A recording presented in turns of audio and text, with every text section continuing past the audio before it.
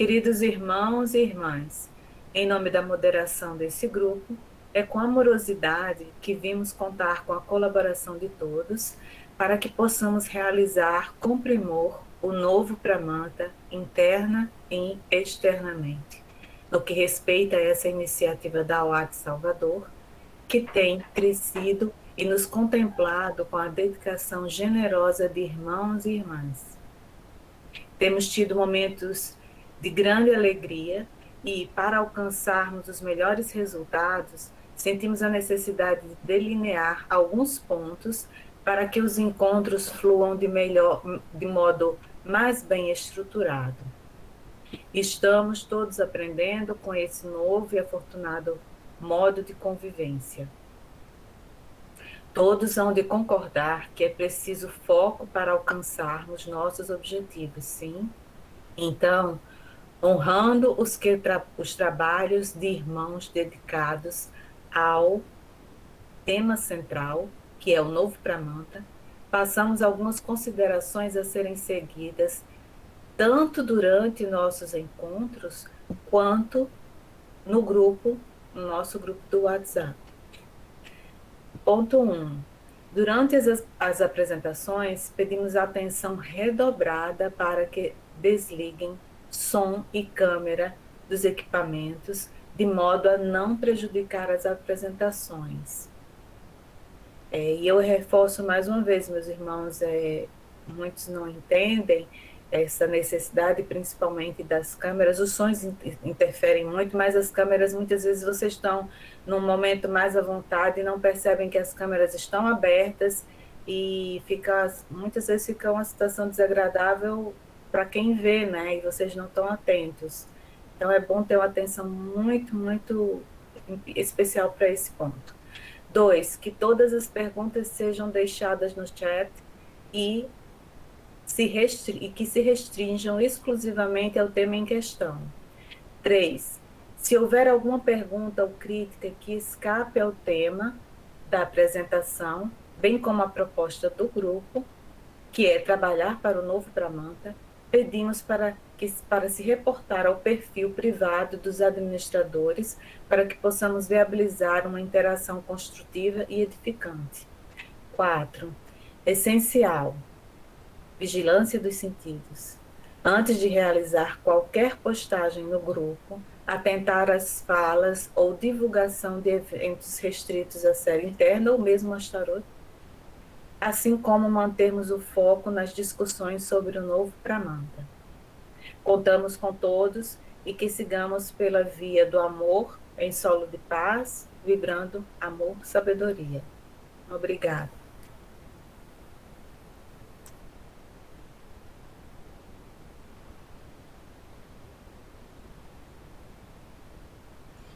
Então, agora, dando prosseguimento,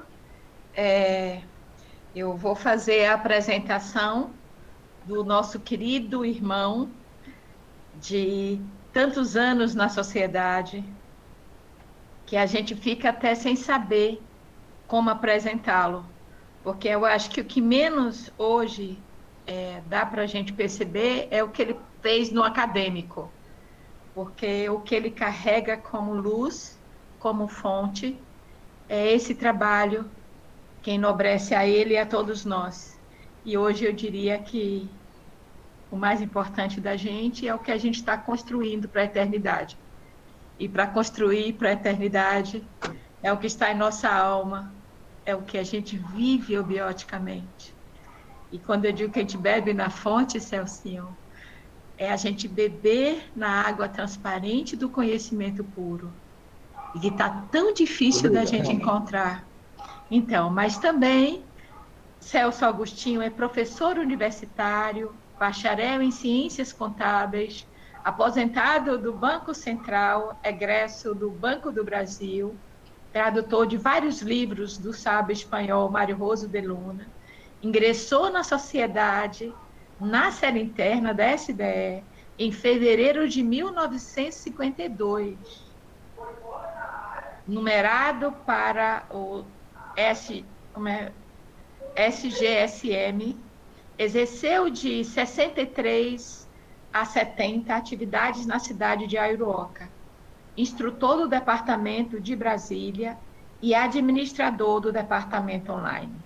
Seja bem-vindo, Celso, e é muito Muito bom obrigado. ter você do nosso lado. É como diz Hemens, Obrigado. o meu Deus interno quer vê-lo hoje, tá? Então, Muito estamos obrigado. todos abertos a essa tarde Obrigado. maravilhosa de conhecimento puro. A palavra é toda Muito sua, querido. obrigado. Muito obrigado. Muito obrigado. Me diz uma coisa, eu deixo a minha aberto o microfone e depois. Sim, você é o único que deve deixar aberto. Todos nós vamos Então tá fechar. certo. Só Tá você deve bom. deixar aberta a câmera e o microfone. Tá Tá certo? bem, E nós tá, estamos tá aqui para certo. qualquer coisa que você precise, tá? Sim, Então, ele já essa está. classificação, não, é só no final, por favor. Essa classificação eu só peço para entrar no final. Nós vamos falar dela no final, eu aviso quando estiver na hora. Obrigado. Bom, eu começo me congratulando com os irmãos que trabalham na missão dos 7 raios de luz nessa cidade, que me disseram um trabalho que cada um está fazendo nesse sistema geográfico. O título da minha palestra para preparação para o trabalho pragmático. Mas essa preparação pode ser para o trabalho, pode ser para as apostilhas, mas não é. Essa preparação, vamos deixar claro, é para as pessoas, para os irmãos que trabalham. Essa que é a minha intenção de fazer um trabalho de vou apresentar subsídio. Eu fiz aqui um roteiro para não me perder. Para seguir, eu estou seguindo o roteiro. Os subsídios a serem oferecidos aos irmãos e as perguntas eu terei imenso prazer em responder ao final as perguntas.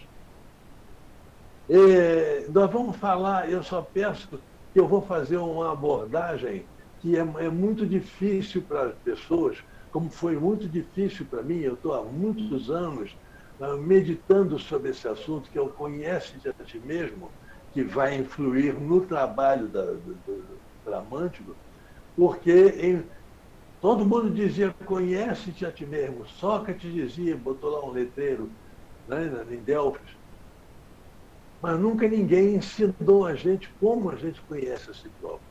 E é uma coisa que eu digo a vocês, é difícil, é muito difícil, que a gente vive num mundo de extroversão, vive num mundo pego nos sentidos. A gente vive ao sabor dos sentidos físicos, ao sabor das emoções. Então eu vou usar as emoções e a inteligência, a meditação, para tentar chegar ao ponto em que eu quero que cada um consiga acessar o seu eu. Vejam bem, nós temos 2 eus. Nós temos o eu, que é o diário, que a gente vê, que é o eu inferior, que é ligado às emoções, ligado aos sentidos. E nós temos o eu superior, que é ligado à inteligência, ligado à meditação, que está fora dos sentidos físicos. Ele não sofre a influência dos sentidos físicos. Então, vocês vão ver como é difícil, mas eu vou tentar, vamos tentar fazer isso que eu vou pedir que cada vez que eu fosse falando nas coisas, que cada um visse ou analisasse de que maneira aquilo vibra dentro de cada um de nós. Não adianta eu falar uma determinada emoção, você vai lembrar de pessoas da família, amigo que tem essas emoções. Não. Eu quero saber, cada um, só existe uma pessoa no mundo, é cada um de vocês que me ouve. Não existe outra pessoa. Então, eu começo dizendo que as cidades do sistema geográfico são locais privilegiados. Por que são locais privilegiados? Nós sabemos, mas vamos dizer, nós estamos em contato com seres de uma outra hierarquia. Nós estamos em contato com seres que o Mário Rostiluna chama de ginas. Ele, inclusive, eu traduzi um livro, me desculpe eu dizer, Gente de Outro Mundo, de Mário Rostiluna, que eu fiz da tradução, e ele fala detidamente sobre esse povo China, que é uma hierarquia acima de nós, que está à nossa disposição para nos ajudar sempre que nós estivermos em condições. Então, esses ginas, eles estão à nossa disposição, mas é preciso que cada um de nós esteja em condições de conviver com ele, de entender. Não, estou falando aquele álbum. Está ouvindo? Posso continuar? Pode, Celso, pode sim.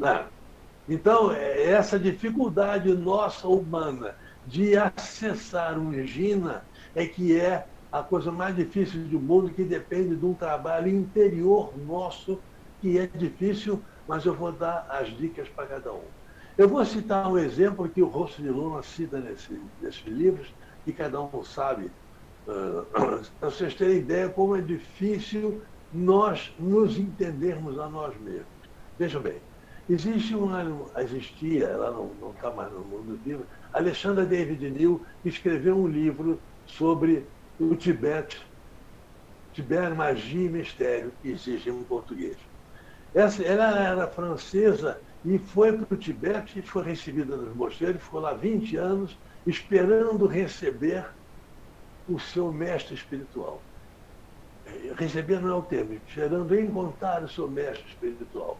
Aprendeu tibetano, e um dia ela está conversando, logo no início, ela está conversando na rua com um tradutor, intérprete, e estava assistindo a uma festa feita carnaval. Quando se aproximou um mendigo, ela aí começou a conversar por intermédio do intérprete com o mendigo. Pergunta isso, ele responde. Responde aquilo, ele responde.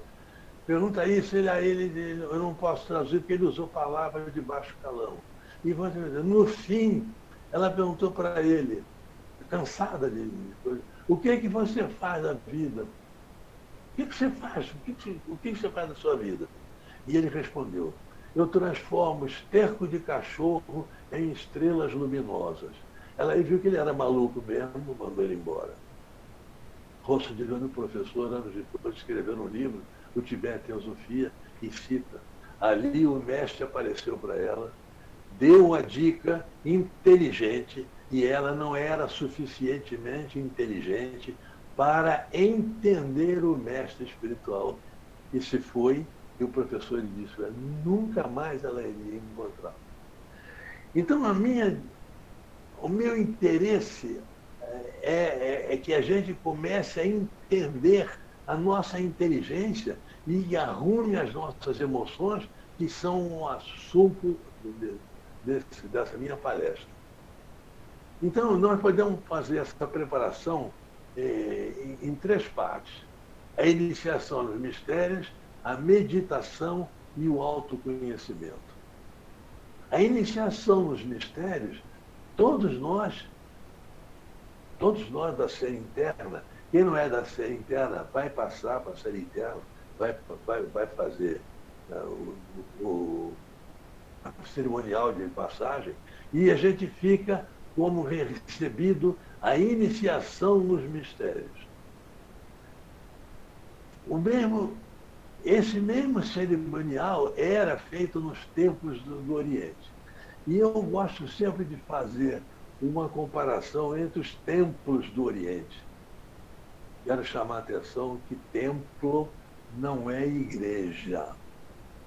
Nos templos do Oriente, as crianças iam para lá pequenas e começavam a ter acesso ao seu eu superior.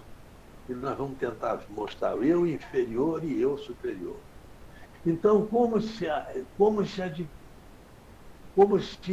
fortalece numa criança o acesso ao eu superior? Sabe qual é? Uma coisa simples. Pelo silêncio. E existe um livro publicado por Helena Blavatsky, um livro pequeno que eu sugiro que todos leiam, quem não leu, A Voz do Silêncio. Então vejam que é uma coisa curiosa, uma coisa até contraditória. Como é que eu vou ouvir a voz do silêncio? E só através disso. E nós vivemos num mundo, nosso mundo atual em que nós vivemos, as pessoas têm um medo, pânico de silêncio. Você botou silêncio, tem que ligar a televisão, tem que ligar a fonte, tem que ligar, tem que estar preso aos sentidos, e isso não permite o acesso ao eu superior, que é a nossa interesse nisso aí. Nós somos arautos da nova era e obreiros da evolução. Isso nós dizemos no nosso hino social, Alvorecer do Novo Ciclo. Arautos da nova era e obreiros da evolução. O que é arauto? Arauto é o que vem dar o recado. É o que vem, o profeta, que vem dizer. Então, nós damos. A eubiose difere das religiões comuns, porque as religiões comuns são baseadas em ensinamentos deixados por um profeta. Todas elas. Nós, da eubiose, somos ao contrário. Nós estamos trabalhando, profetizando a vinda de um profeta. Ele já veio, como todo mundo sabe, em 24 de fevereiro de 1949. Então, essa é a nossa grande diferença entre nós e os religiosos comuns. E para que nós possamos ser profetas e dar o recado nas cidades, nós temos que ter certeza absoluta do que nós estamos dizendo. Ou então, não é dar uma aula e dizer, o professor disse isso. Mas eu não sei se isso vai acontecer. Não pode. A gente tem que assumir e ter convicção das coisas que está dizendo.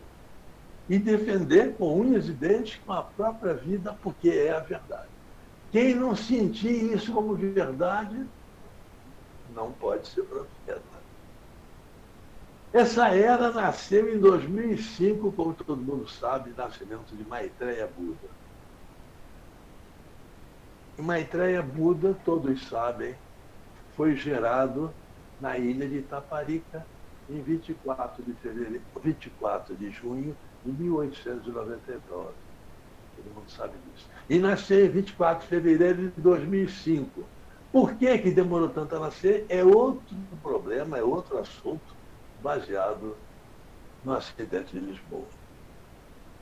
Então, falar sobre o Buda, eu gostaria de lembrar, eu não vou ensinar, não tenho a pretensão de ensinar nada a ninguém, mas sim relembrar as coisas. O Buda nasceu e muita gente foi embora em 2005, quando ele não apareceu ao mundo. Muita gente ficou zangada e disse que a eubiose falhou. Mas a eubiose não falhou. O Buda está aí. Ele não pode vir apertar a mão de cada um de nós, isso não pode acontecer, mas ele está aí. Quando ele vai assumir? Isso é um outro assunto que um dia talvez ele possa falar de política, o que vai acontecer na política, o que vai acontecer no Brasil e no mundo com o advento do Buda. Quando ele for por todos absolutamente reconhecido, aí ele assume o papel dele, assume o comando dele no mundo e o mundo está precisando. Cada um de vocês pode imaginar, pode saber, concordar com Rosso de Luna, que Rosso de Luna disse uma coisa num dos livros dele, não me lembro qual foi, mas digo que eles vão ver qual é. Ele diz que a humanidade não pode comandar a si própria. É preciso, veja bem o que ele falou. E ele ainda não tinha falado com o professor Henrique. Ela precisa de algum Gina para comandar toda a humanidade. E eu, meditando sobre essas palavras do Rosso de Luma, eu fiz uma experiência. Vocês imaginem, se vocês pegarem umas crianças assim de 10, 11, 12 anos, botar um monte de criança numa casa, num sítio, e dizer para eles, escuta, meus filhos, vocês elejam o presidente da República, vocês elejam os deputados, senadores, e eles vão dizer tudo o que vocês têm que fazer. Pergunto eu, vai dar certo? É claro que não. Primeiro que eles não sabem o que eles têm que fazer. Então, para que haja um comando saudável, é preciso que haja um adulto. E o adulto, que seria o chefe de família, ele vai fazer não o que ele quer, mas o que é bom para a família. vai fazer o que precisa ser feito na família. E muitas vezes, eu dou sempre esses exemplos, vocês veem, qual seria o comando de Ungina. Ungina, que é o rei Melquisedeque, que é o rei do mundo, que um dia vai assumir a corte dele. E isso é lógico, absolutamente lógico para mim. Aí eu sempre faço umas brincadeiras, falo sério através de brincadeiras. Vocês imaginem 2 meninos de 3 anos conversando, que é fruto desse sítio que eu falei, que só tinha criança. Né? Eles estavam conversando e um disse para o outro, 3 anos, os 2 tinham 3 anos. Moisés, você sabe o que aconteceu? Eu estou muito zangado com meu pai. Seu pai é. Meu pai fez uma coisa comigo que eu estou zangado até hoje. Eu não entendi a atitude dele. Mas o que foi que ele fez? Você sabe, ele ontem me levou numa loja, numa casa assim meio afastada. Veio um senhor todo de branco, com um negócio na mão, uma agulha. Meu pai levantou a minha blusa e ofereceu meu braço para o cara furar. E o cara furou e meu pai não fez nada. Aí o outro diz, mas que maldade. Pois é, imagina você, a maldade que meu pai fez. Deixou furar um homem desconhecido, furar o meu braço. Isso somos nós humanos, não é isso? Julgando uma coisa gina, uma atitude gina. Muito mais tarde, essa criança vai bem dizer o momento que o pai ofereceu o braço dele para ele furar. Então, a finalidade minha é que ensinar a meditação e amadurecimento emocional para a gente lidar com seres dessa natureza que estão próximos para vir ao mundo e assumir o comando que nós estamos precisando. Eu agora faço uma ideia de como é, baseado na experiência que eu tive em Aeroca durante muitos anos, a gente lidar com o público externo. Dizer as nossas coisas para o mundo externo. Ora, vocês sabem muito bem que a Sociedade Brasileira de Obiose é uma sociedade cultural espiritualista, mas tem seus mistérios, tem seus segredos. Mas ela tem uma história que é pública, que é a realização da 5ª e da 6ª subraças, da 6ª e da 7ª subraças da 5ª raça ariana. E isso é público. Nós temos que saber dizer para o mundo.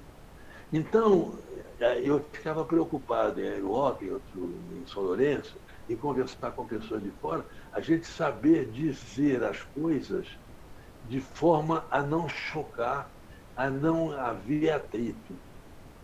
Porque num dos livros, eu vou citar Rossilon, eu fiz a tradução de vários, como todo mundo sabe, e me lembro de pedaços que me gravaram, mas eu não sei dizer qual livro. Num dos livros, o Rossilon diz: as pessoas que não entendem um texto tendem a ridicularizar esse texto. E se a gente pensar bem com cada um de nós, cada vez que a gente lê uma coisa e não entendeu, a gente diz que isso é uma porcaria. Não é. A gente que não é suficientemente inteligente para entender. Então, a minha brincadeira seria começar a falar de eubiose, sem dizer que está falando de eubiose, ensinando eubiose, sem dizer que está ensinando eubiose, contando as nossas histórias, sem dizer de uma forma acessível, inclusive que desperte a atenção desses seres. Esse é o nosso trabalho no mundo profano. É o nosso trabalho. Uma vez, dando aula em Brasília, eu estava dando aula e uma senhora me perguntou o seguinte: escuta, vocês aceitam Jesus Cristo como representante de Deus? Eu disse, sim, não. É um deles, não é só ele. Mas não é possível. Não foi o único representante. Não, ele foi o único representante de Deus, mas outros existiram e outros existirão. Ah, porque se vocês não reconhecerem Jesus Cristo, eu vou me embora e vou falando mal. Não, só não precisa ir embora, nem precisa falar mal. Pode dizer que nós aceitamos Jesus Cristo, falamos, elogiamos, então a gente tem que elogiar, tem que ter esses cuidados com as pessoas de fora que vêm dar esse exemplo. Eu queria também, quando a gente dá aula para peregrino, principalmente, o peregrino, a gente tem uma dificuldade, e isso eu acho que existe no mundo inteiro, dentro do registro peregrino. As pessoas vêm por motivos vários, vêm por curiosidade, vêm para saber o que é, a maioria é curiosidade, ou vêm para obter resposta a um questionamento que ele obteve numa outra associação, e ele quer ver se a eubiose responde. Então a gente tem que ter cuidado, começar a falar, que na realidade a gente tem que saber dizer a cada um deles o seguinte: você vem para aqui para a eubiose, mas você vem como se viesse ouvir uma coisa nova. Não há nada no mundo que se compare à eubiose. Nada no mundo. Então vocês têm que vir para aqui ouvir uma história nova. Se aceita, muito bem. Se não aceita, vai embora, não tem problema. É esse o nosso trabalho. E muitas vezes as pessoas trazem coisas para enriquecer o ensinamento eubiótico. A gente aceita que não pode recusar, mas não é possível enriquecer o biose. Nenhum ensinamento, a não ser dito pelo professor. Então, a gente tem que ter cuidado com essa gente, saber como dizer essas coisas, para não magoar, para a pessoa não ir embora, para ele prender e saber. E eu tenho conseguido esse trabalho. Em princípio, a gente sempre aceita, sempre concorda com a pessoa, nunca discorda, sempre concorda, mas tem isso assim, assim, mas tem isso assim, assim. Então, eu agora vou entrar num outro esquema, de uma frase do professor, que o professor diz o seguinte: o homem, são duas frases pelas quais eu vou pedir a atenção de cada um, para cada um. Primeira frase do professor, que tem lá no Pequeno Oráculo, vocês podem procurar, que eu possa dela. O homem traz em si mesmo o dínamo gerador de suas dores e alegrias, a mente. Prestem atenção a essas coisas. A mente é o dínamo gerador de dores e alegrias. Prestem atenção. Então, nós temos que saber usar a nossa mente de uma forma consciente, de uma forma concreta. Então, se eu penso em dor, eu vou gerar dor, vou sentir dor. Se eu penso em alegria, se eu penso em amor, eu vou trazer esse amor. Eu costumo dar um exemplo, quando vocês vão entender, eu conto até anedota. Hoje eu não vou contar, mas eu conto coisas assim alegres. Vamos imaginar o que seria a atitude mental positiva para obter alguma coisa, vou dizer. E depois vou fazer associação com o nosso Pax. Vamos imaginar que eu resolva assaltar um banco. Assaltar um banco dá muito dinheiro, não é isso? Bom, mas para assaltar um banco, eu preciso, sozinho eu não posso fazer. Eu tenho que formar uma quadrilha. Mas para formar uma quadrilha, vejam bem, aí é que está a coisa. Eu não posso chegar para qualquer pessoa e dizer: você quer formar uma quadrilha comigo para assaltar um banco? Eu não posso consultar um amigo, eu não sei se o amigo concorda, vai me delatar a polícia, eu vou me prender. Então, o que eu vou fazer? A mente, o meu poder mental, eu vou ficar pensando sempre em adquirir uma pessoa que queira formar uma quadrilha para assaltar um banco. E fico pensando permanentemente nisso. Um dia estou sentado num banco de praça, calmamente, senta ao meu lado um rapaz, olha para mim e sorri. Está na cara. Não é isso? Está na cara. E ele veio, ele vibrou, entrou, acessou a minha onda mental e disse para mim, ó, eu topo. Ah, você topa? Bom, já é o primeiro, vamos conseguir outro. Isso é energia mental. Há um livro que fala, não, que fala sobre as forças mentais. É um livro publicado há muitos anos, difícil achar porque eles vendem muito rápido, em 4 volumes, chamado Nossas Forças Mentais. O autor é um norte-americano chamado Prentice Mulford.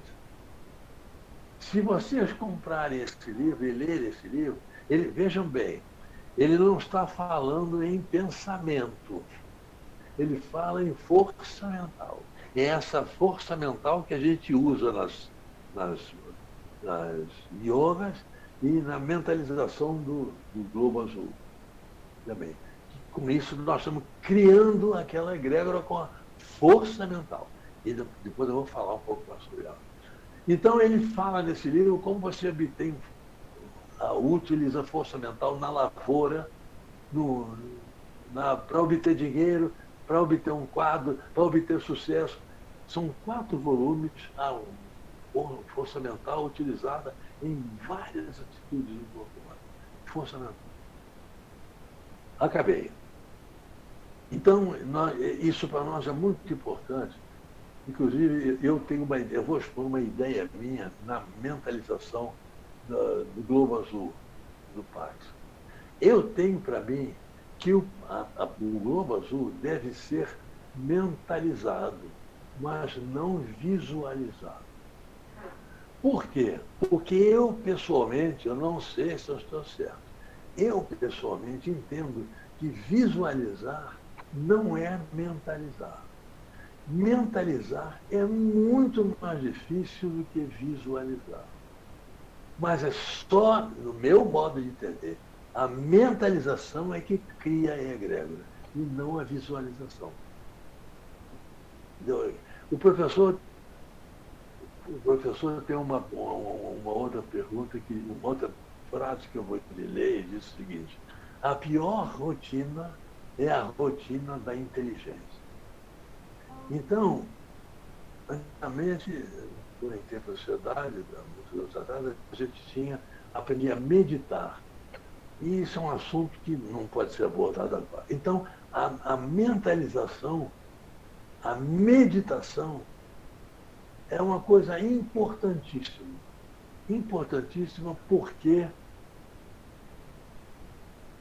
depende do desenvolvimento do nosso corpo mental concreto para depois o abstrato, para fechar o quaternário inferior junto com a emoção que nós vamos ver agora.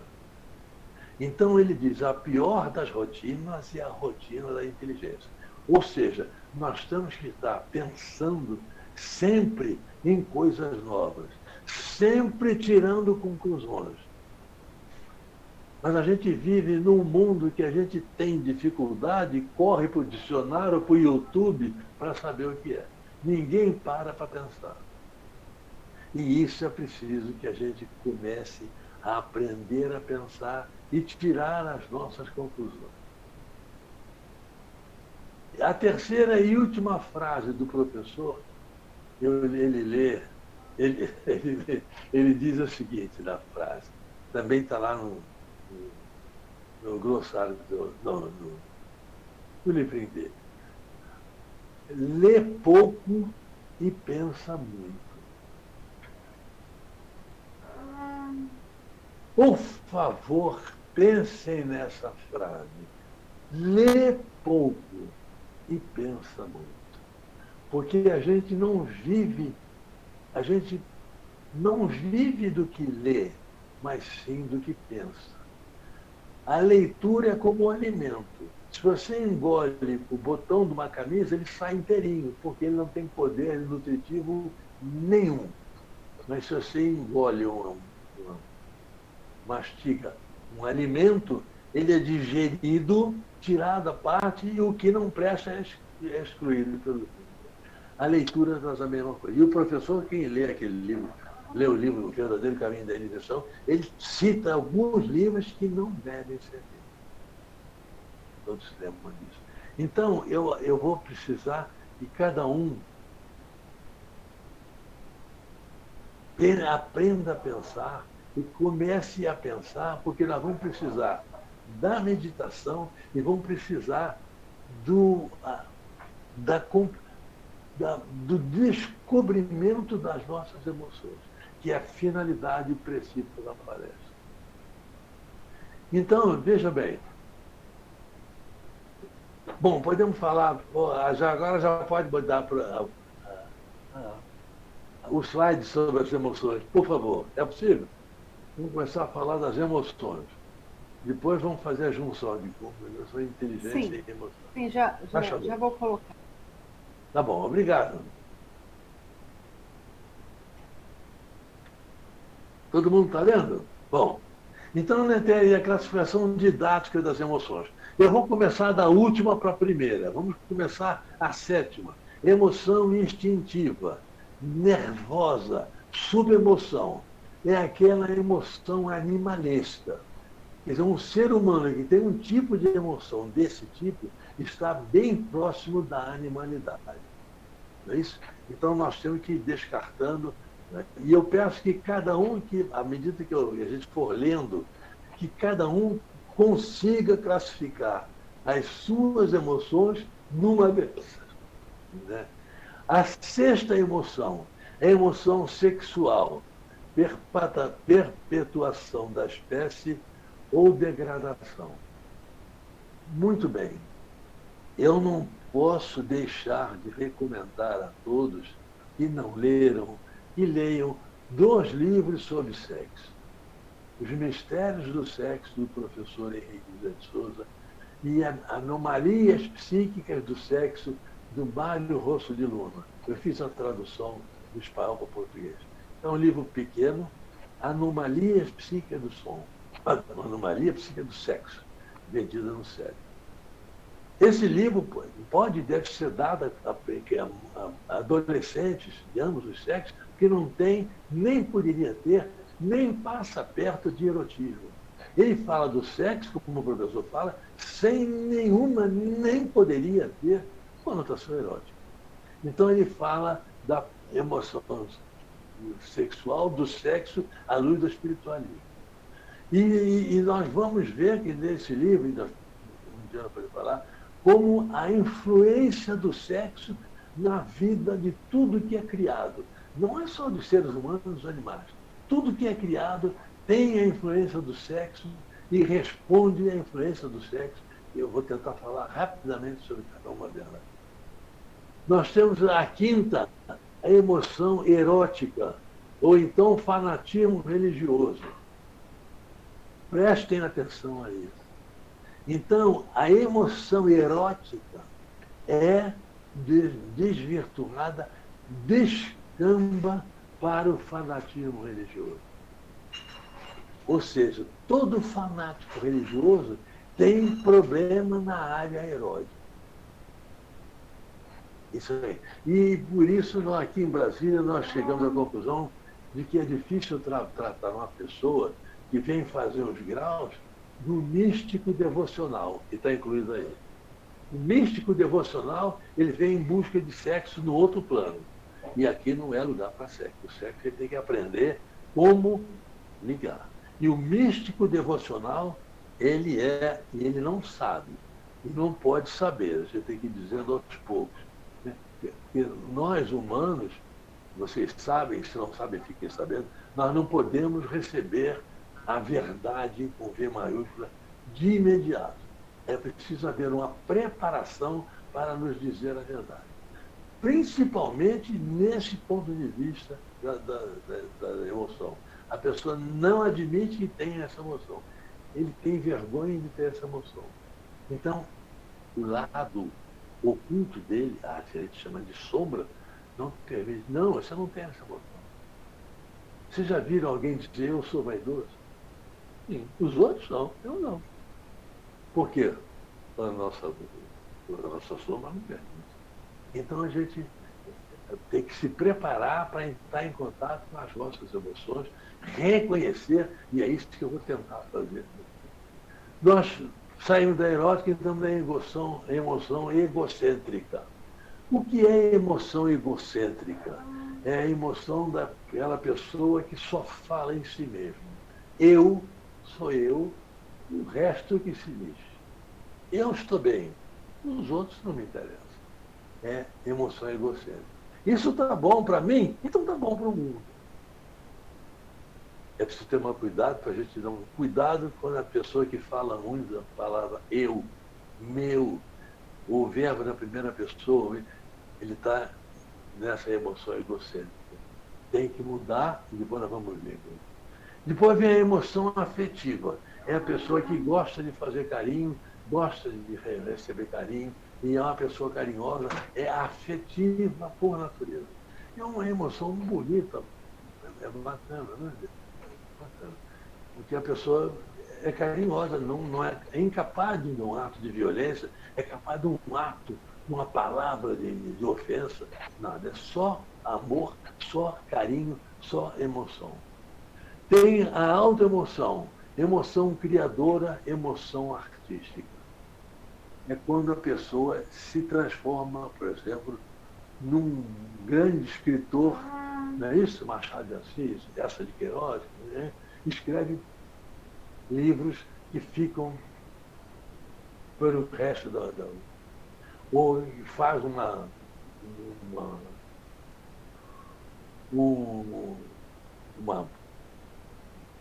porra, esqueci o nome. Estátuas, qualquer tipo de criação física que seja emocional. Então, ela é uma emoção criadora, ela é uma pessoa que cria as coisas. E, finalmente, vem a emoção divina, abstrata, a supra-emoção. Quer dizer, uma pessoa que harmonizou os seus direitos, as suas emoções, o seu corpo emocional, ele entra num esquema desse e aí acontece uma coisa muito bonita, que é a associação, não é a associação, um auxílio dos ginas, dos seres ginas, que inspiram aquela pessoa a fazer coisas em benefício da humanidade. Vejam bem, aí a pessoa não faz para ser reconhecida, não faz expondo uma autoemoção, o amor, não, ele faz alguma coisa em benefício da humanidade. Aí ele é inspirado. E normalmente essas pessoas, eu vou dar exemplo de algumas, essas pessoas morrem pobres, escrevem coisas fantásticas, mas morrem pobres. Por quê? Porque ele não escreveu para ele não escreveu para ganhar dinheiro, ele escreveu para a humanidade. Houve um autor, um escritor espanhol, que escreveu um livro, que é o livro mais vendido no mundo depois da Bíblia. Ele escreveu esse livro inspirado pelo Ginas, e esse livro é vendido até hoje. Tem muitos séculos que ele escreveu esse livro.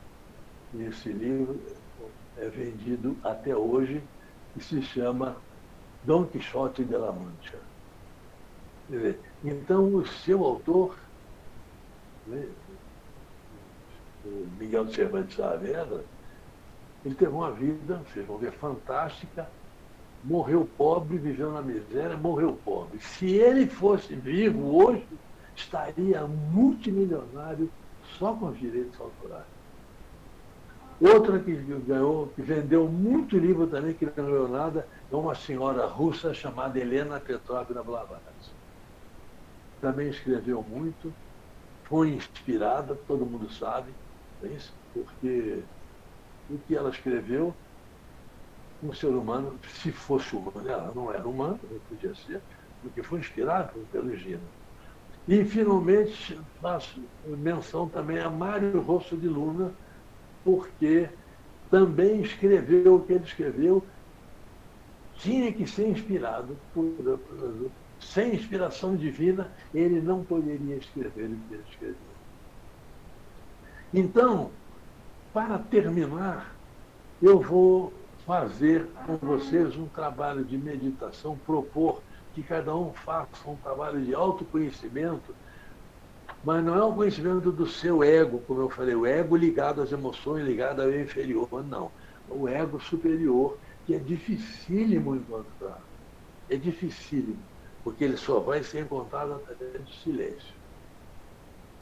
Só através do silêncio, eu vou propor que cada um, à noite, antes de dormir, não, eu faço essa proposta. Antes de dormir, a pessoa tire 15 minutos trancado no quarto, no escuro, de olhos fechados, e comece a pensar na própria vida, nas emoções que ele sentiu, recente ou antigamente, e comece a analisar essas emoções.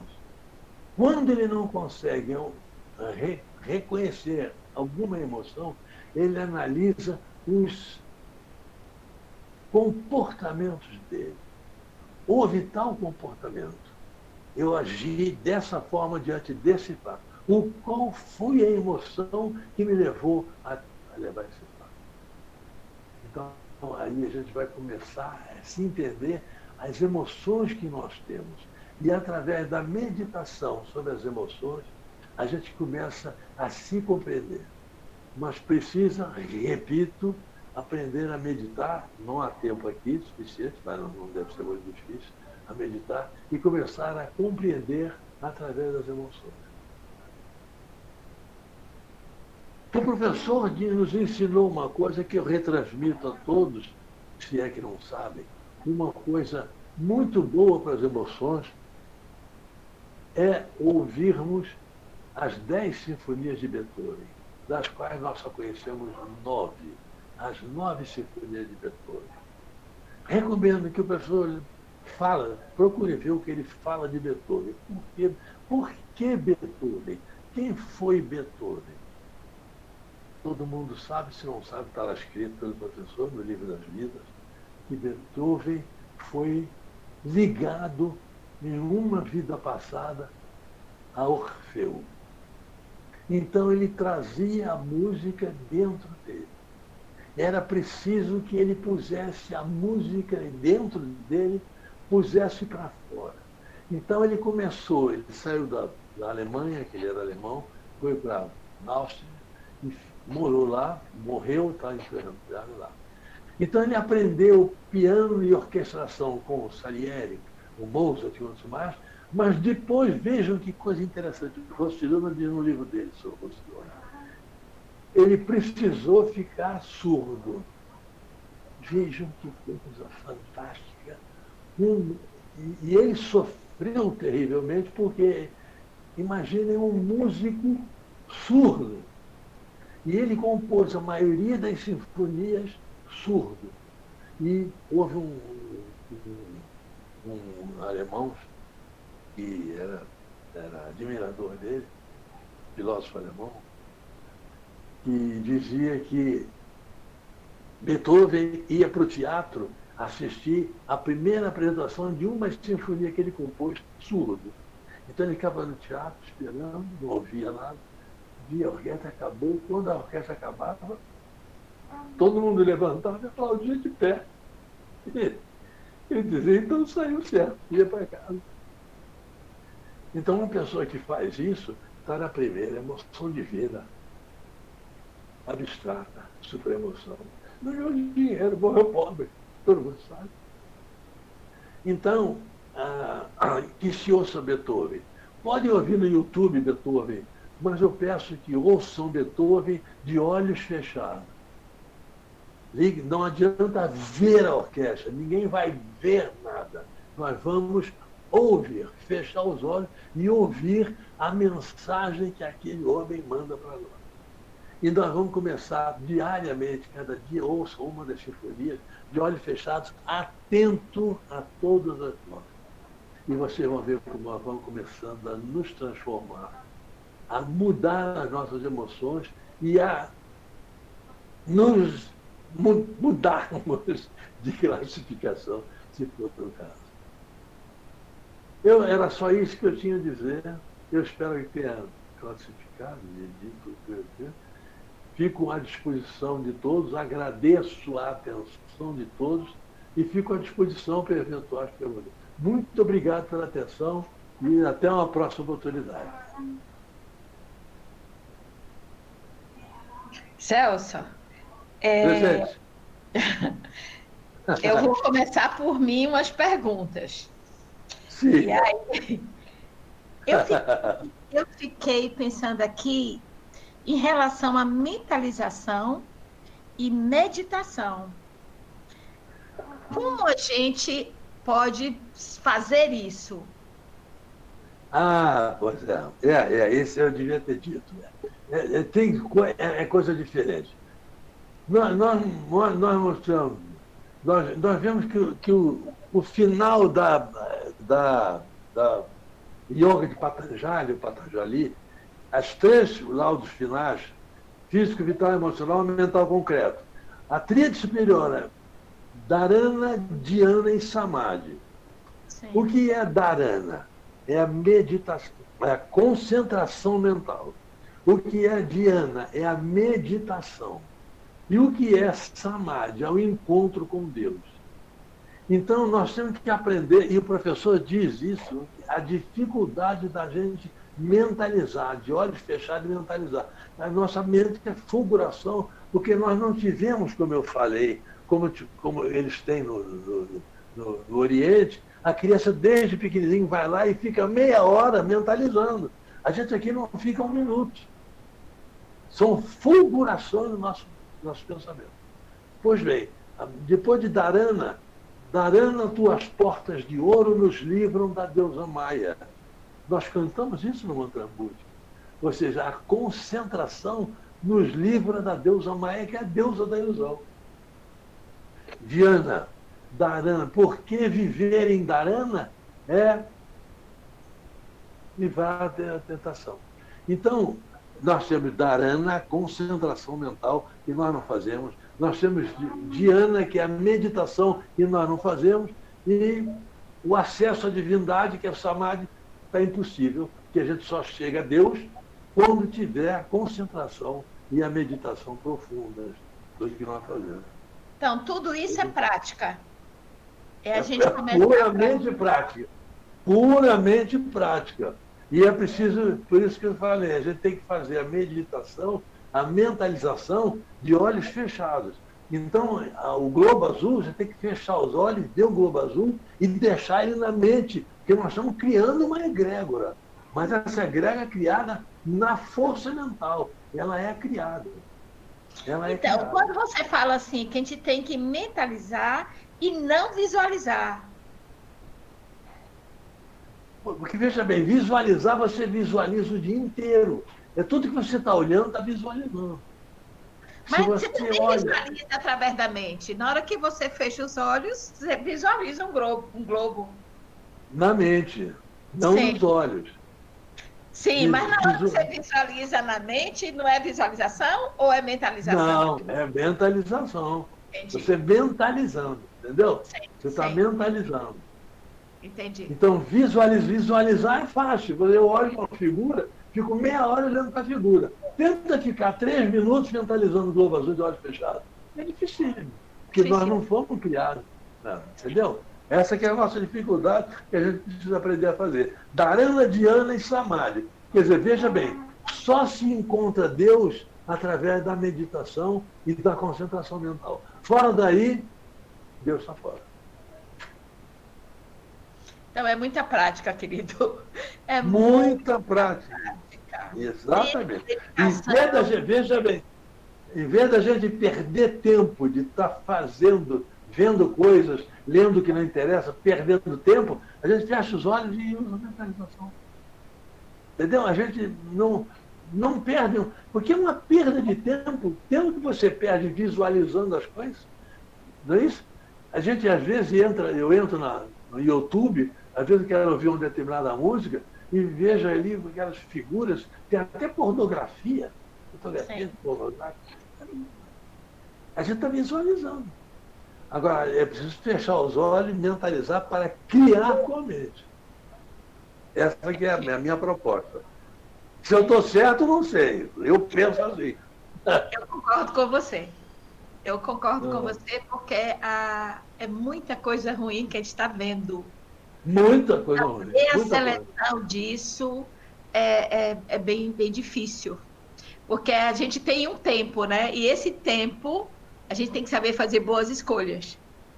Exatamente. Essas boas não escolhas. Perder tempo, exato. Não perder tempo. Exatamente. A gente está perdendo tempo vendo coisas que não têm nenhum interesse para nós. Sentido nenhum. Eu, às vezes, minha mulher briga comigo, vem ver um programa, eu vou ver um programa de televisão.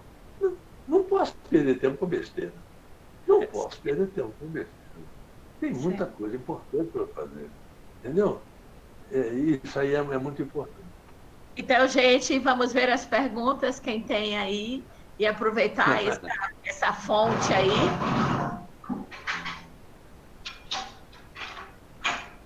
Noemi, você me ajuda? Matheus? Ajudo. Tem uma pergunta da Gabriela Soares aqui, quando ela diz que achou, aliás, Harmoniz, perdão, eu achei interessante você falar de fazer a yoga com olho fechado, diferente de fazer de olhos abertos. Qual a diferença? Pedro, isso que eu vou fazer. Pedro, eu não sei se eu estou certo. Pode ser que alguém pense o contrário. Mas eu acho que a mentalização é feita com a mente e não com os olhos. Eu estou visualizando, mas eu posso, veja bem, eu posso estar olhando para uma coisa e pensando em outra.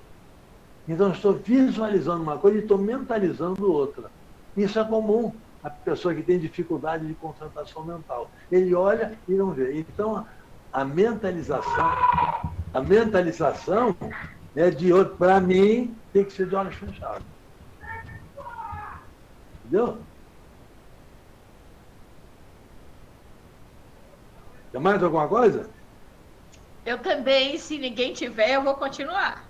Eu posso só tentar esclarecer para ver se eu consigo saber se eu entendi? Claudinha, só um minuto. Noemi, desativa o microfone de quem não está falando, por favor. Houve um barulho aí meio indelicado para a nossa live de algum irmão que, lógico, sem querer, deixou o microfone aberto. Certo. Pode falar, Claudinha. Tá, obrigada. Então, Celso, seria então o que você está... Eu achei muito interessante também esse ponto de vista que você nos trouxe. Então, assim, a visualização seria mais ou menos... nos levaria a restringir a materialização, por exemplo, do globo azul, que deve ser imaginado, mentalizado como imaterial, não é? Que tudo penetra, não é? Que está em tudo e não é como o espaço sem limites, é a abstração pura. E a visualização não, ela vai acentuar ainda mais a nossa questão do concreto, da necessidade de concretizar as coisas, as imagens sutis que não precisam ser materializadas, né? É isso? Exatamente. É a utilização daquilo que eu falei, daquele livro, Nossas Forças Mentais. Nós não estamos usando o pensamento, nós estamos usando a força mental que é criadora. A força mental, ela cria. Tanto que tem um ditado que diz: tudo aquilo que você teme, acontece. Porque quando você teme, você cria uma imagem e ela vai acontecer. Tudo aquilo que a gente pensa, acontece porque é uma criação mental. O mundo foi criado, o mundo é mental. A gente lê isso no Caibalion, a gente lê isso no... Quer dizer, tudo que está na mente está passível de ser criado. Você pode criar um animal, junta um grupo de pessoas que tem uma força mental poderosa, mentaliza, e esse animal aparece concreta, fisicamente, já aparece. A gente cria fisicamente com o mental. Eu vou contar para vocês, é uma coisa meio secreta, eu vou contar para vocês um segredo. A primeira vez que eu tive com o professor, eu cheguei lá e o Vidal dizia: vocês não têm que falar nada, basta pensar que ele responde. E aí eu cheguei em São Lourenço com mais um grupo, era um mês de junho, estava muito frio, o professor estava sentado na cadeira, né? E aí eu me lembrei das palavras do Vidal. Basta pensar que ele responde. E eu pensei comigo mesmo, mas isso não é possível, isso não é possível, porque ver o pensamento da pessoa é pior que ver a pessoa nua. Penetra no que há de mais profundo, é uma coisa... Eu fiquei assim, entendeu? E ele sentado e eu pensando nessas coisas. Você sabe o que aconteceu? Passaram-se alguns minutos, como ele era muito discreto, além de tudo, ele é um segredo para nós, a discrição dele. Ele não olhou para mim, ele olhou para o grupo, correu os olhos para o grupo e disse: olha, tem gente que não acredita, mas eu posso ler pensamentos.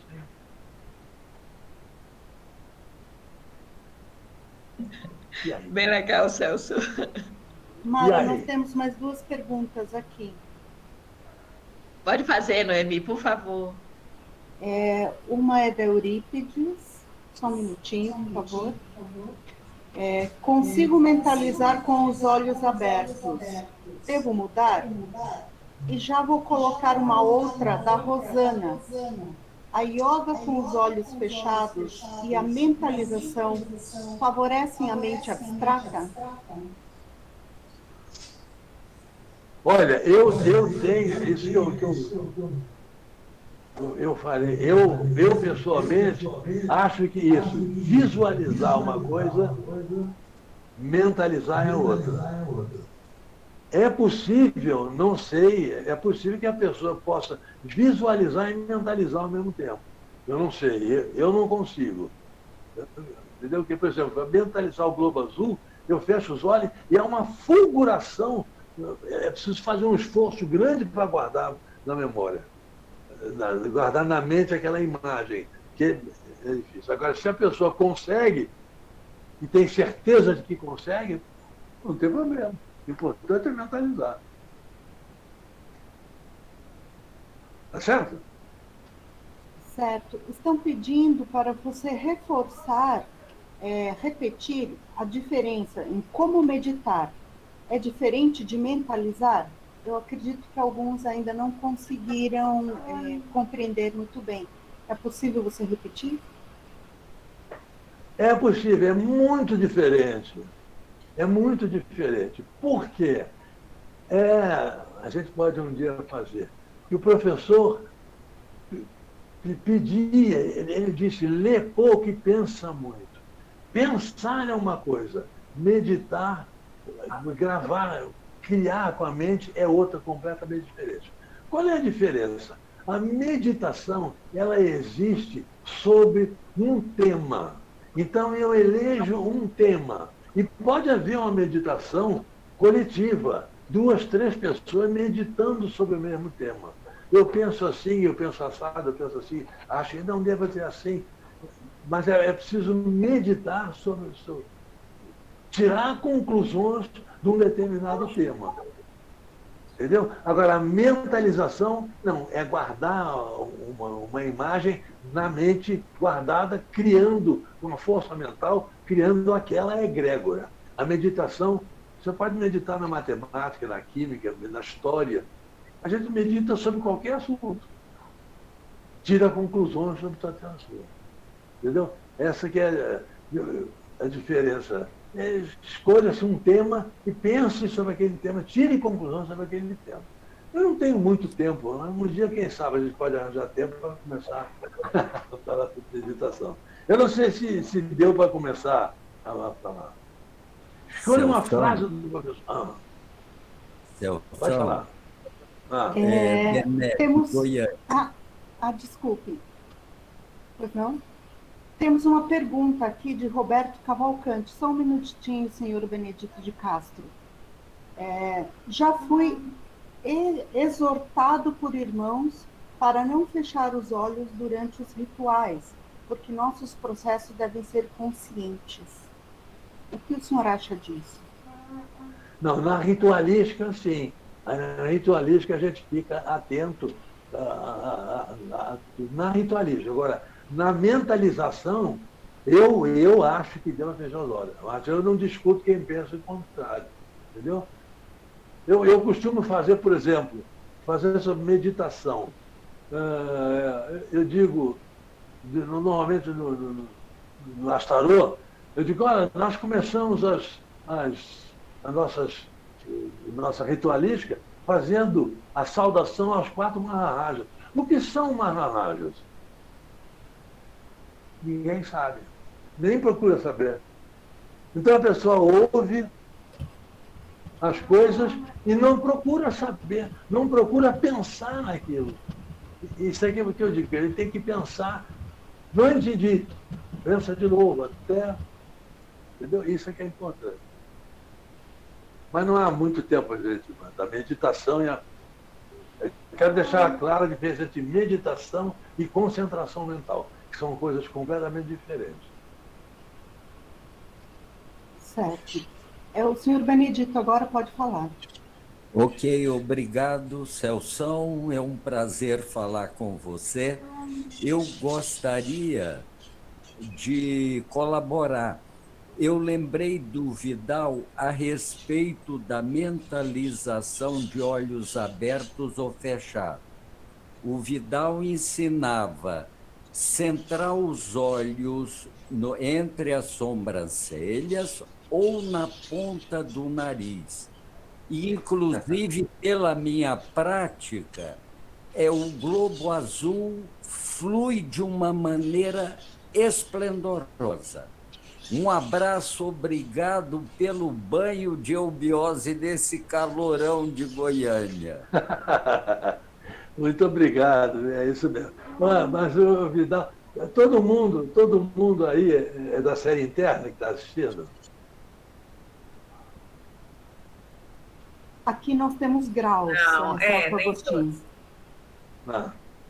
Então, bom. Não. Eu ia dizer um caso de Vidal quando se faz, mas fica. O Vidal fazia coisas e nos ensinava coisas que ele fazia que a gente não consegue fazer. Eu ia te citar um exemplo, mas depois a gente fala isso aí. Vamos lá, é isso aí mesmo. Alguma pergunta mais?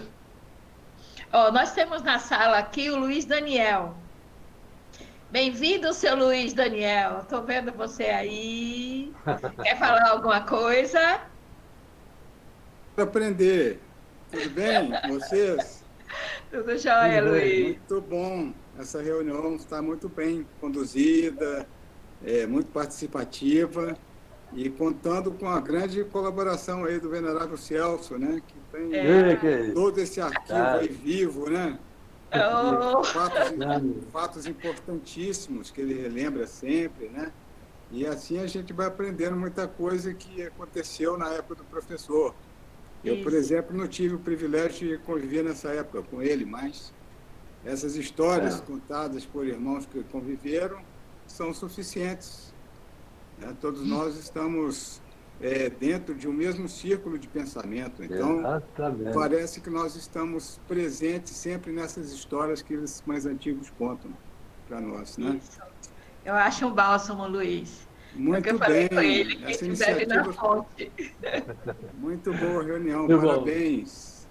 Luiz, bom te ver também aqui. Tá uma delícia mesmo, esse chazinho todo domingo de tarde. Muito bom, parabéns pela iniciativa. Tá, mas tá gostoso para todos nós. Que tá bom. Bem? Só enfatizando o que o nosso querido Luiz fala, Mara, ecoa no nosso coração as falas desses irmãos que conviveram com o professor, que conviveram com o venerável Vidal.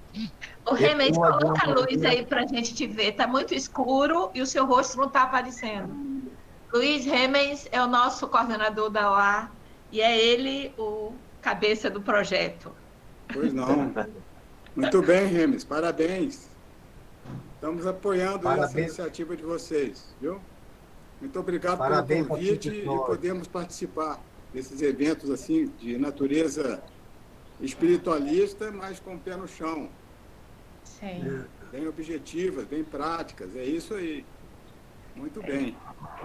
Obrigada, Luiz, pelo apoio. Sim, Obrigado, Gêmeos, Luiz. faz um pouquinho que a gente não está te vendo, está muito escuro aí, onde você está aparecendo aí.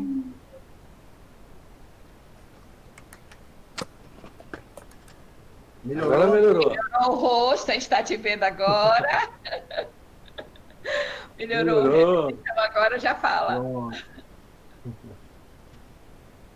Mas é isso. Não. A colaboração, Daniel, são de todos. Nós temos... A nossa maior referência nesse grupo é o acolhimento.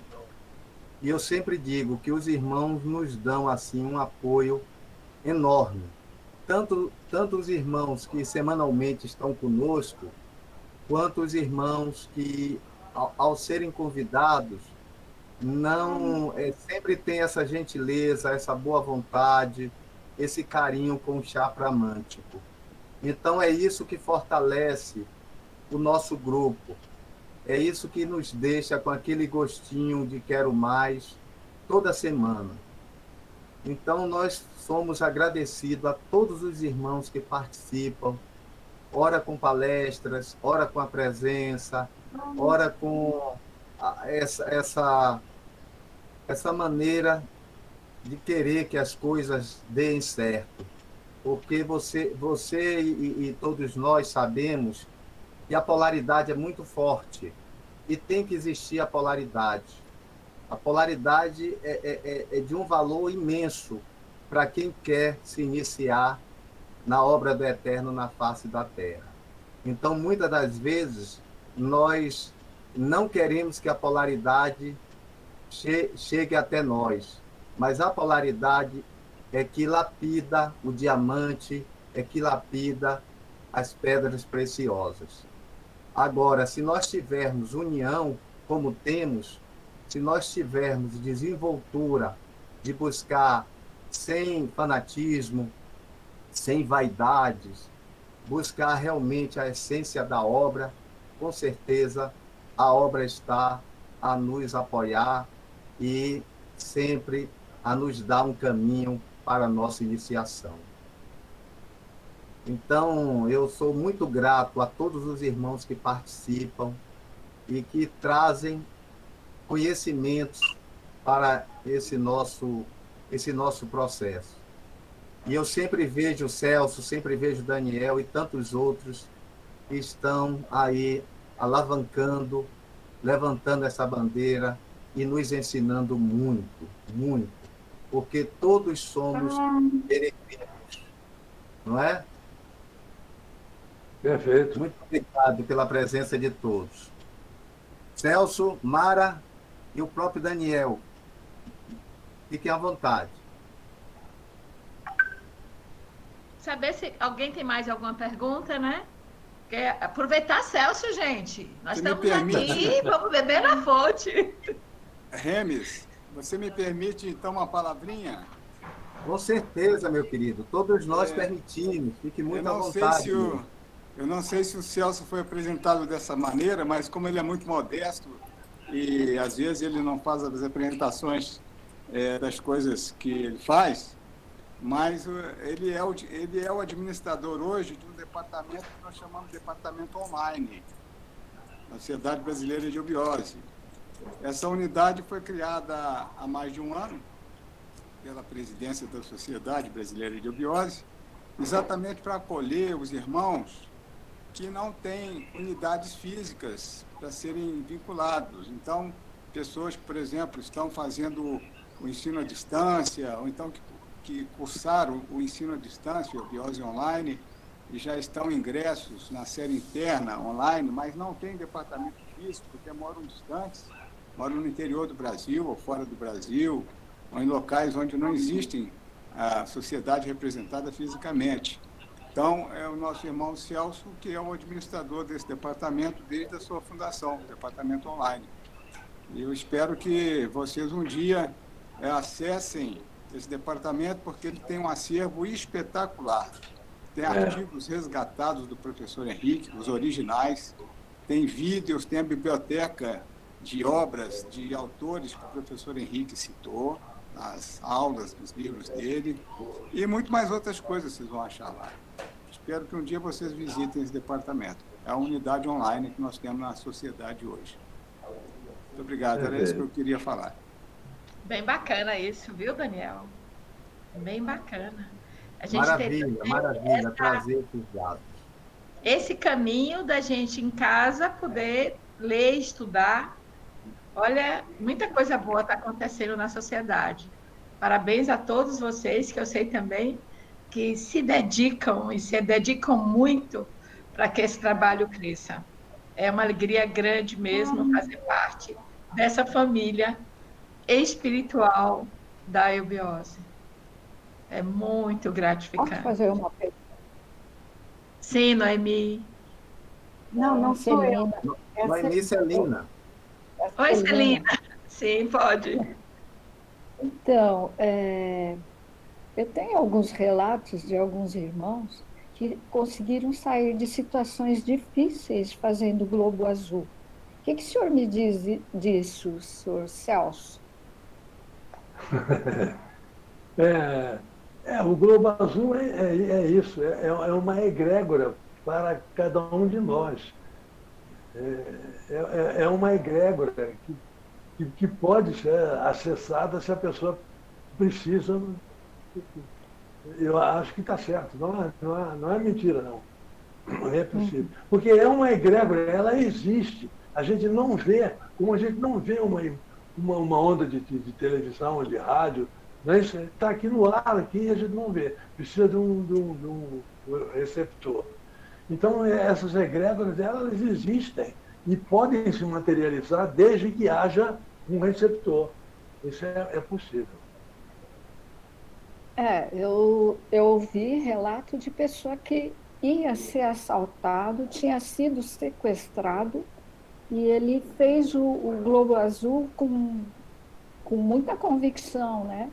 E ele não sabe nem como, ele conseguiu se livrar dessa situação.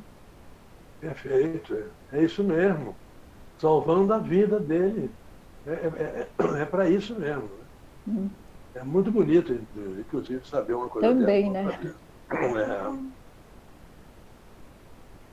Né? Alguma? Gente, mais alguma pergunta para o Celso? Estão pedindo indicações de literaturas, mas, de repente, se o venerável Celso Daniel puder nos indicar, nós postamos no grupo do chat. Aqui eles estão pedindo indicações de literatura sobre meditação ritualística e mais.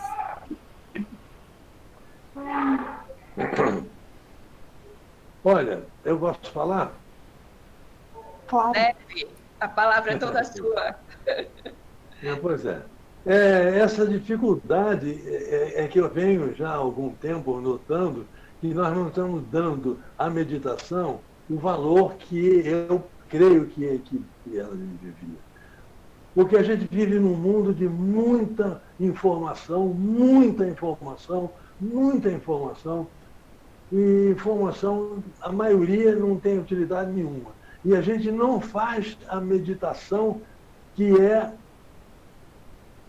o saber utilizar, porque não interessa a mim saber a vizinha do lado saiu com um chapéu azul. Não tem nada a ver com isso.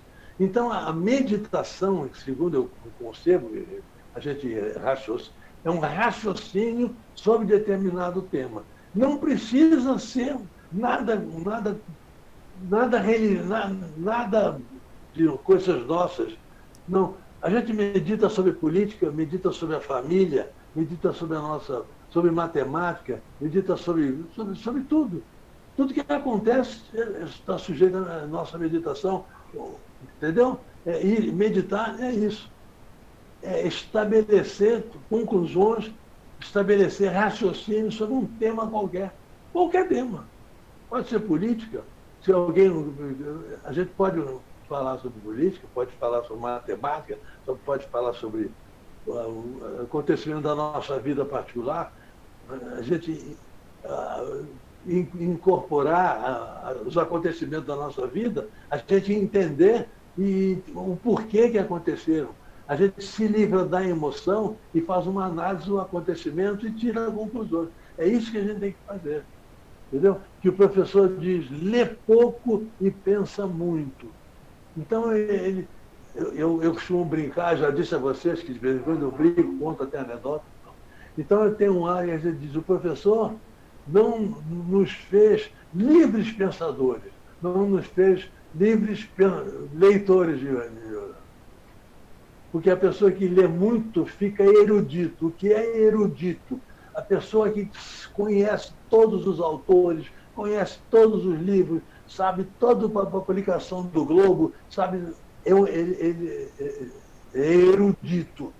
Nós não somos eruditos, nós somos pensadores, livres pensadores, que não tem nada a ver com a erudição. E mesmo porque à medida que a gente vai progredindo na meditação, como aconteceu no Blavatsky e Rossiluna, eu já não digo nem professor já é outra coisa. Rossiluna, ele precisava escrever sobre um assunto, como ele escreveu, sobre colonização, sobre a riqueza dos Incas, aparecia numa caixa para ele todos os livros publicados, ele abria a página que queria, lia e escrevia.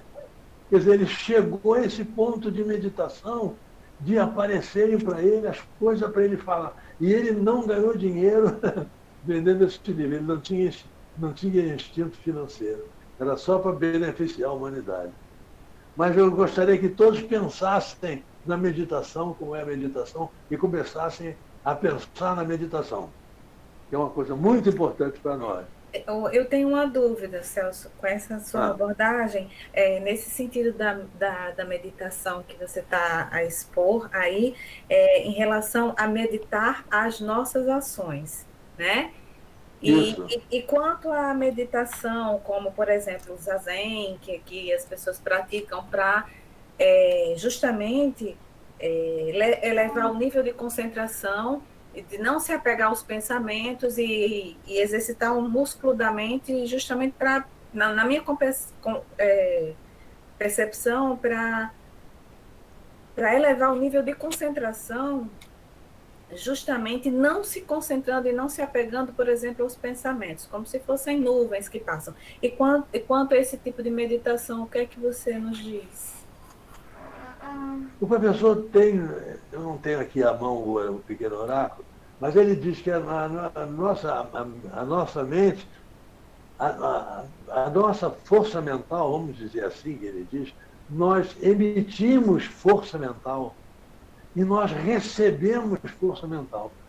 Eu gostaria de ler, o professor fala sobre isso. Ele diz, mantenha sempre sua mente ocupada para que ela não receba a influência de outras mentes que possam prejudicar.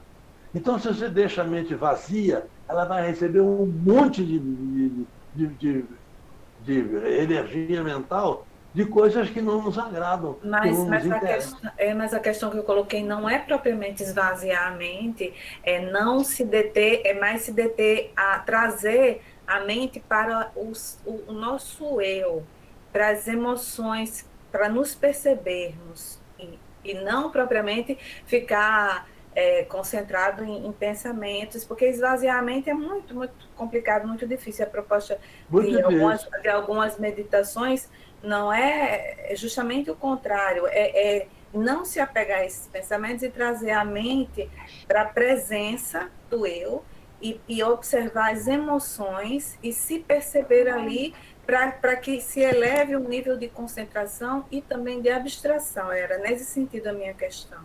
Só para esclarecer mais, porque acho que eu não fui clara. A gente vai usar a mente e não a emoção. Então, se você vai pensar no seu time de futebol, como ele vai ganhar, já está entrando uma parte de emoção. Então, a gente pode, por exemplo, e eu propus isso que se faça, a gente meditar sobre as nossas emoções, mas não se deixar influenciar por elas, emoções. Eu vou imaginar que quando eu era pequeno, alguém dizia determinada coisa para mim, eu respondia de uma forma agressiva. Não é isso? Então, eu estou analisando um fato como se eu estivesse assistindo a um vídeo de uma novela da qual eu participei e que agora eu estou assistindo para fazer a crítica. Eu não estou me envolvendo emocionalmente. Eu estou assistindo a um desempenho meu. Por que eu... Entendeu? É se livrar da emoção. É preciso ter cuidado para não se deixar influir a emoção na mente.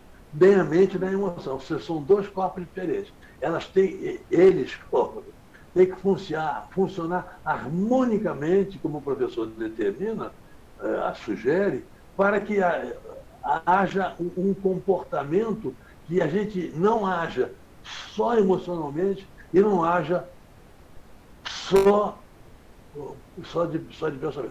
Eu vou ler, eu tenho aqui à mão uma das do professor. Pouco valor possui quem tem inteligência e nenhum amor.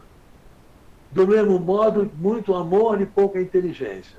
A lei exige que as duas conchas da balança estejam no fiel ou em perfeito equilíbrio. É exatamente isso que diz.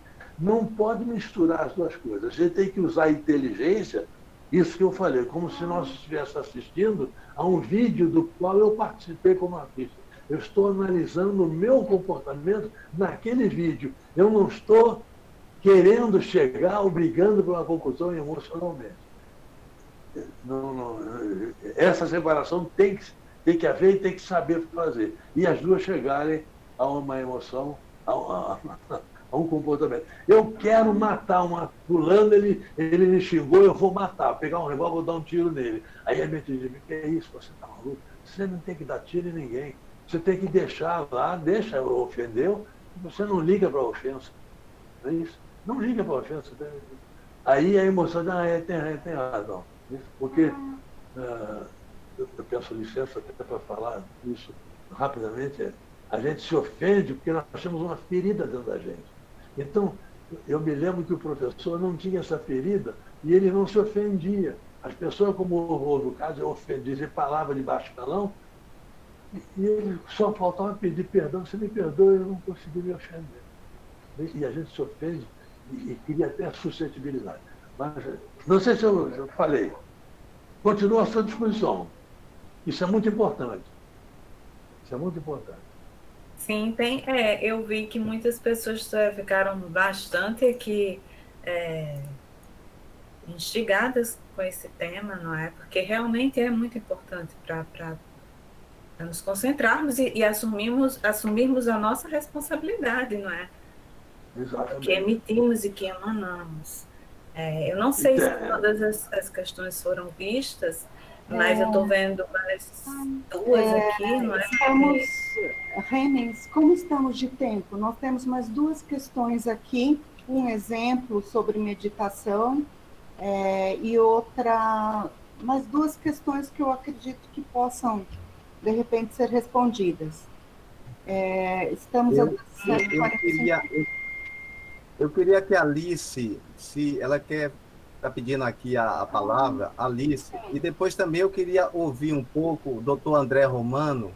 Ele sempre está participando conosco do Chakra Mântrico, e eu queria também ouvi-lo como eubiota e como médico.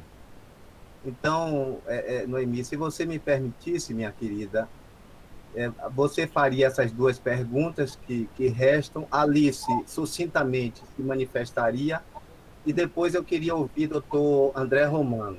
Então, primeiro você, Noemi, faz as duas perguntas, depois a gente abre rapidamente para Alice, e depois doutor André Romano.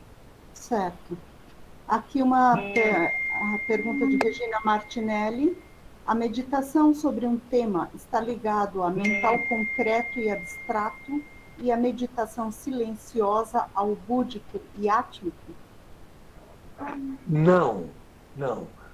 A meditação ele é do mental concreto pelo objeto da meditação. Não é isso? Se você medita sobre um tema de matemática, um problema de matemática, por exemplo, você está usando um mental concreto. Mas se você passa a meditar sobre... Eu costumo dar esse exemplo de mental abstrato, que é muito bonito. é puramente abstrato. Falar sobre a quarta dimensão. Aí não tem jeito que não há concreto, você não faz comparação, não pode comparar nada, mas a gente vai entender o que é uma quarta dimensão. Então a gente lê um artigo do professor que ele publicou no Luceiro sobre quarta dimensão, e ele mesmo diz, eu não sei o tempo, essas coisas dependem do tempo. A quarta, ele mesmo diz que nosso cérebro tem 3 dimensões, que a gente vive num mundo de 3 dimensões e que ele não pode dar um exemplo de quarta dimensão num mundo de 3 dimensões. Mas que à medida que a gente for usando o cérebro, usando o pensamento, ele usa forçando a mente para entender, a gente vai chegar a um ponto que o cérebro chega. É como o camarada que não consegue correr 1000 metros, mas ele vai treinando, e um dia ele corre maratona. Mas você tem que treinar. A mente é a mesma coisa, ela tem que ser treinada. Assuntos concretos, depende do assunto, assuntos abstratos. Você dá um abstrato, fulano, fale sobre espaço. Eminentemente abstrato, não tem como.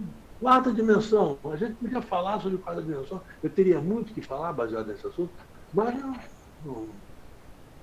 Então, o que caracteriza a mente concretamente abstrata é o objeto do qual a gente vai meditar. Se é um assunto concreto, se é um assunto abstrato. É isso que caracteriza. Não sei se falei, não sei se... E a gente, para falar de um assunto abstrato, tem que ter a mente abstrata. Não é isso? Se a gente, para falar de um assunto concreto, tem que ter a mente concreta. Você não pode ensinar um cachorro álgebra, porque depende da mente concreta, ele não tem mente concreta. Falei tudo ou ficou faltando alguma coisa? Está claro, está bem claro. Agora, a questão da Alice. Depois já podemos ouvir o venerável André ou o Daniel. Ok. Gente, boa tarde a todos, hein? Boa tarde. Eu vou, assim, tentar aqui ver se ajuda. Passar para vocês uma prática. Então, por exemplo, a nossa mente, ela vive muito dispersa. Como disse a Cláudia, é muito difícil você ter esse controle. Até que você consiga isso é muito, né? Então, por exemplo, nós podemos, durante o dia, ter uma agenda. Então, eu escrevo lá na minha agenda o que eu vou fazer naquele dia. Isso já para poder ir coordenando a mente. E bota lá no final imprevisto. Porque se acontecer imprevisto, eu estou preparada para isso. Então, isso é uma forma de dando, já durante o dia, uma ordenação, porque a gente tem muitas atividades. E a cada atividade que eu fizer, que eu botei na minha agenda, eu vou procurar me concentrar naquele ponto que eu estou fazendo. Se vier um outro pensamento, eu não vou conversar com ele. Porque se eu fizer pronto, já vai embora. Então, procurar fazer essa disciplina diária da concentração. Por quê? Quando eu chegar naquele ponto que eu disser vou sentar para meditar, eu já consegui, durante o dia, uma disciplina. Aí agora eu vou lá meditar, é claro, cada dia vai melhorando mais. Né? Isso não é assim. Então, eu sentei para meditar, eu relaxo meu corpo. Todos nós sabemos técnicas de relaxamento aqui. Fazemos nosso relaxamento, fazemos a nossa respiração em 4 tempos, tudo isso.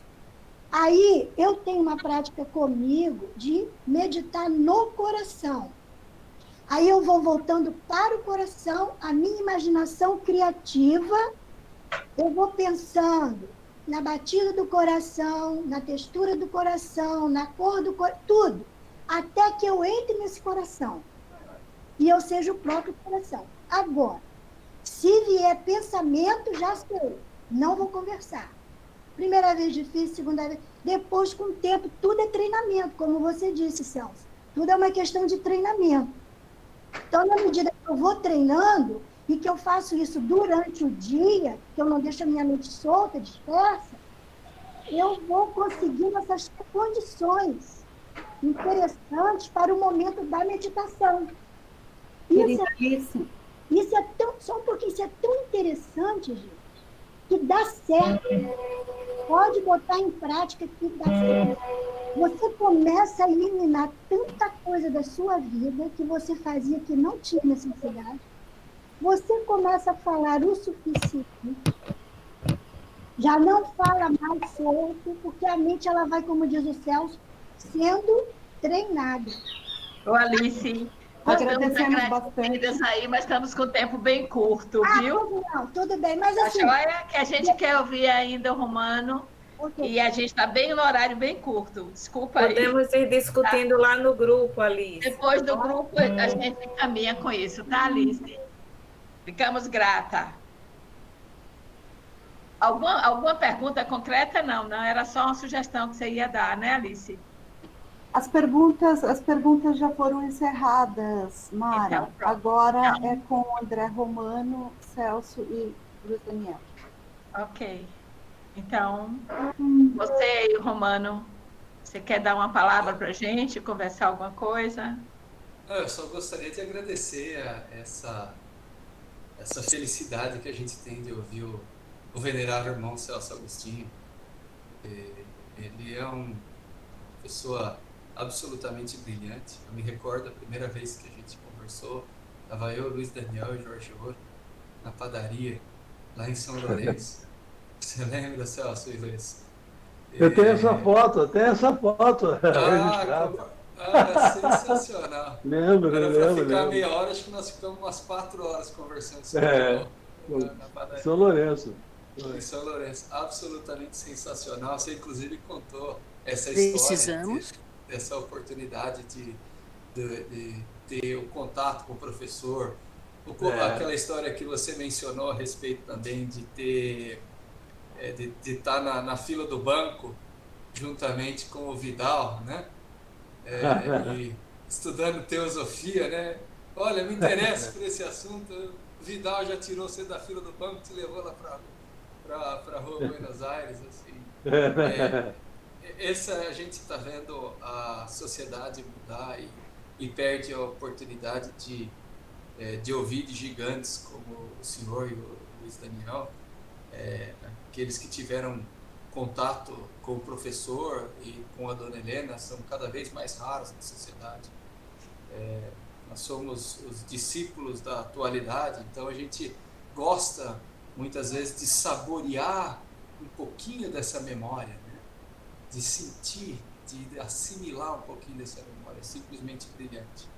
Eu achei interessante o que você mencionou a respeito de que algumas vezes você fecha os olhos na yoga, né?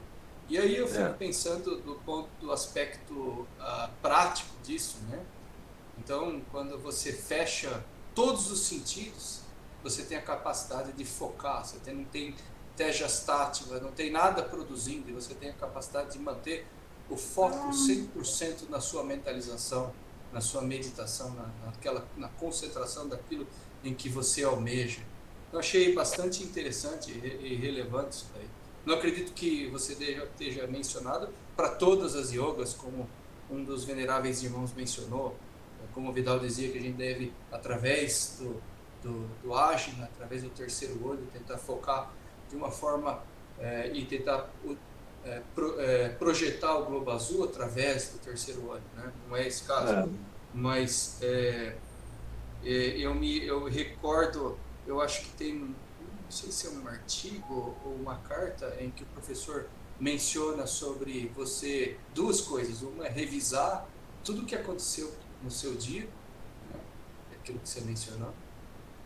E a segunda coisa que eu acho que é ainda mais interessante, tem um diário das 24 horas. Eu achei interessante das 24 horas porque significa assim, você ter o diário de tudo que aconteceu no seu dia, né? E na sua noite. Então, você anotar os seus sonos, né? Os seus sonhos, né? Os seus desdobramentos, seja ele astral, mental, espiritual, e você ter a capacidade de você coordenar, correlacionar e analisar aquilo que o simbolismo da vida tem para nos ensinar.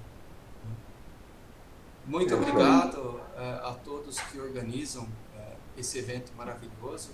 É sempre um prazer ouvir a todos, mas principalmente o Celso, que é um gigante.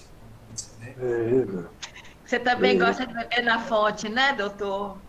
Essa fonte é água limpa. É sensacional. Realmente. Muito legal, muito agradecido aí, principalmente também. ao pessoal que organizou, porque para a gente poder ter a oportunidade de ouvir o Celso, o Luiz e outros gigantes da sociedade, tem que haver uma união de pessoas com esse tipo de iniciativa. Né? Não é todo dia que a gente tem essa possibilidade. E a gente sempre aprendendo. Mas eu acho que esse tipo de conversa nos motiva e nos inspira a estudar. Porque a gente vai se sentindo, quanto mais a gente ouve, quanto mais a gente escuta essas nuances que passam despercebidas da leitura, mais a gente se sente assim ignorante e órfão, né? Então isso é uma inspiração para que tenhamos força para ler, estudar e estar sempre atento ao nosso entorno. Fantástico, muito obrigado a todos. Obrigado, Celso, obrigado, Luiz, obrigado à organização. Obrigado, André. Obrigado a você. Obrigado. Que bom, André, a sua fala. Muito reflexiva a sua fala, André, no sentido de nós estudarmos, conhecermos a obra, estarmos focados em não perder tempo, como o Celso Agostinho falou. Temos que ganhar tempo, principalmente nesse ciclo em que o que vale mais é aquilo que nós acreditamos. E a obra, com certeza, é o que nós acreditamos. Obrigado, André, pela sua fala. Alice, obrigado também, minha querida, pelo seu exemplo, seu bom exemplo. E passe no grupo essa sua dica, essa sua para todos nós. Celso, meu querido irmão, mais uma vez, obrigado pela sua presença, pela sua gentileza em aceitar o nosso convite, essa parceria com o Chapramântico. Muito obrigado. Quem sabe se não teremos outras, partilhando os conhecimentos. Então, até breve, e fica a nossa gratidão pelo dia de hoje e pela sua contribuição à nossa iniciação. Eu quero agradecer também a Mara, né? Mara conduziu de maneira fantástica a live de hoje, e isso me dá uma segurança, me dá um conforto muito grande. Obrigado a Guevara, que está aí filmando, né, gravando essa live, Maria Augusta, a nossa querida Noemi e esposo Júlio, a Cláudia, enfim, a todos que acreditam nesse trabalho, a todos que nós podemos receber esse olhar de ajuda, de gratidão. Vamos para um pequeno oráculo. Um abração para todos, um bom início de semana. E de hoje a 8 não teremos Chapramântico. É um feriadão do dia de Nossa Senhora da Aparecida, dia do engenheiro agrônomo, dia das crianças. Então, de hoje a 8 não realizaremos o Chapramântico. De hoje a 15 teremos o nosso querido Ademir, e no final do mês teremos o João Augusto, do grupo 137. Uma boa tarde para todos. Noemi e Cláudia Souza finalizam com a apresentação do pequeno oráculo para refletirmos da nossa semana. Boa noite a todos. Muito obrigado. Muito obrigada. Somente a equipe do Chapramântico preparou uma pequena reflexão. Não vou compartilhar aqui, eu ia compartilhar, mas eu gostaria que todos pudessem ouvir para que levem como uma reflexão. Não se deve alimentar pensamentos impuros e ideias indignas, porque eles tomam forma, agigantam-se e acabam por ser inimigos terríveis, tanto para aqueles que os põem em prática, como para os que continuam alimentando-os indefinitivamente.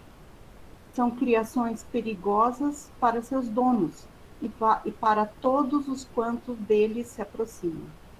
Trecho tirado, número 66, do Pequeno Oráculo.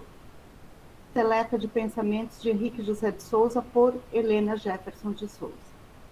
Com isso, nós finalizamos o nosso encontro, desejando a todos uma excelente semana.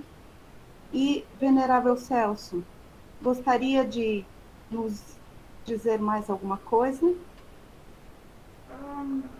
Não, eu só gostaria de agradecer a oportunidade que nos deram e deixar um abraço grande e dizer que parece que eu deixei a semente certa da meditação para todo mundo. Isso eu fico muito feliz. E um abraço para o meu querido irmão e amigo André. Muito obrigado para todos e todos que participaram disso tudo e propiciaram esse interessantíssimo live. Muito obrigado, boa noite para todos.